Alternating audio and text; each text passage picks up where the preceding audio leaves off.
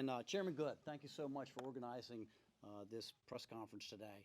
And I am really proud to be here with many of the same folks that you see standing on the floor or in this room and talking about what we need to do to rein in the size and scope of our federal government. I've got the unenviable position of being pretty much the last guy speaking, so all the points have been made. And what I would like to start off with is say, I concur. I concur with everything that has been said here. So what I'm going to go to is the process.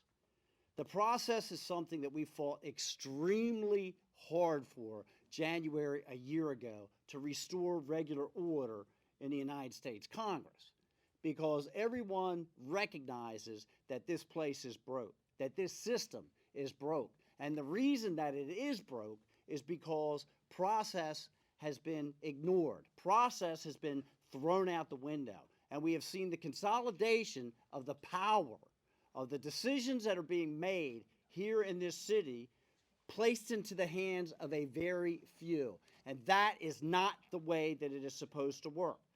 That is why we fought to get 72 hours notice for any legislation. That is why we fought to make sure that we had single subject legislation instead of these monstrous bills that contain so many titles and subjects and issues that people don't have the ability to separate out and let each one be considered on its own merits. And that is why we fought to have an open rule system so that we could have discussion, debate, collaboration, and amendments, not only in committee, but on the House floor. And all of that has been thrown out the window.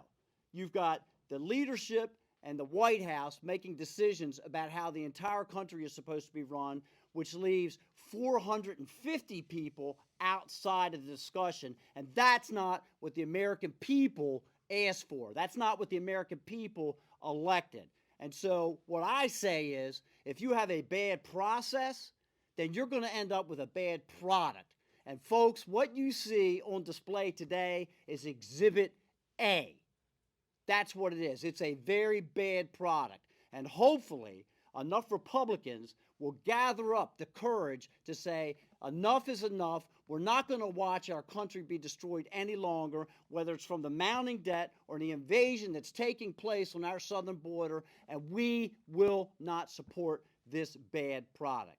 Now, I will guarantee somebody in this room, when we go to Q&A, is going to say, but members, isn't there something that you like? Isn't there something good in this piece of legislation? Why could you vote against the entire thing? The only good thing that I have discovered so far is that it only has $2 billion worth of earmarks instead of the $12 billion worth of earmarks that were sandwiched into the last minibus. That's the only redeeming feature that I have found in it. With that, I turn over to my good friend, Mr. Burchett.